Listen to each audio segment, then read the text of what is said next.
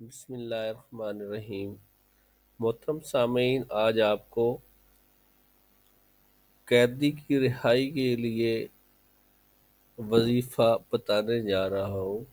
اگر آپ کا کوئی بھائی، دوست، باپ یا کوئی بھی عزیز کسی بھی جگہ قید ہے اور رہائی کا کوئی چانس، کوئی امکان نظر نہیں آتا ہے تو یہ ویڈیو لاسٹ تک دیکھیں، سنیں اور میرے بتائے ہوئے طریقے کے مطابق آپ یہ وظیفہ کریں۔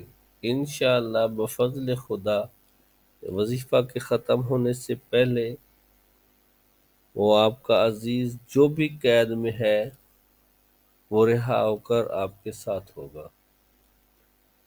وظیفہ میں آگے بڑھنے سے پہلے آپ لوگوں سے گزارش ہے، اگر چینل پہ نئے ہیں تو چینل کو سبسکرائب کریں اور اس وظیفہ کے اذن کے لیے کمنٹ سیکشن میں اپنا نام میسج کر دیں یا کوئی کمنٹ کر دیں۔ چلو بڑھتے ہیں آگے وظیفے کی طرف۔ اعوذ باللہ من الشیطان الرجیم، بسم اللہ الرحمن الرحیم۔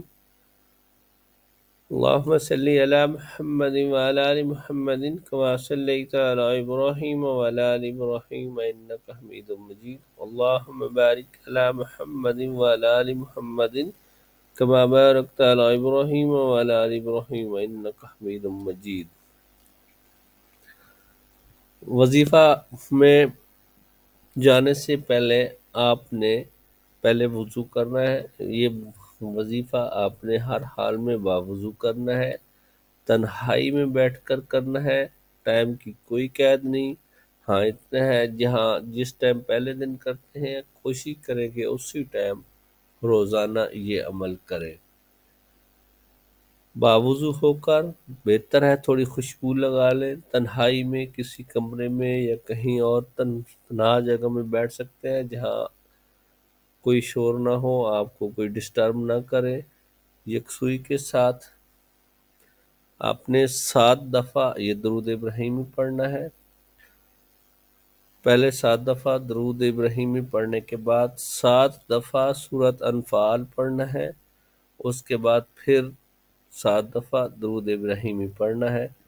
پڑھ کر اللہ رب العزت سے اس قیدی کی رہائی کے لیے دعا کرنی ہے۔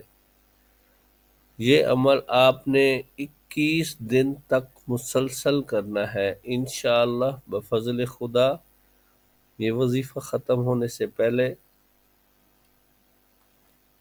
وہ قیدی آپ کے ساتھ ہوگا، اللہ رب العزت اس کی قید ختم فرما دیں گے۔ کل پھر ملیں گے ایک نئی ویڈیو کے ساتھ، تب تک کے لیے اجازت۔ السلام علیکم ورحمۃ اللہ وبرکاتہ۔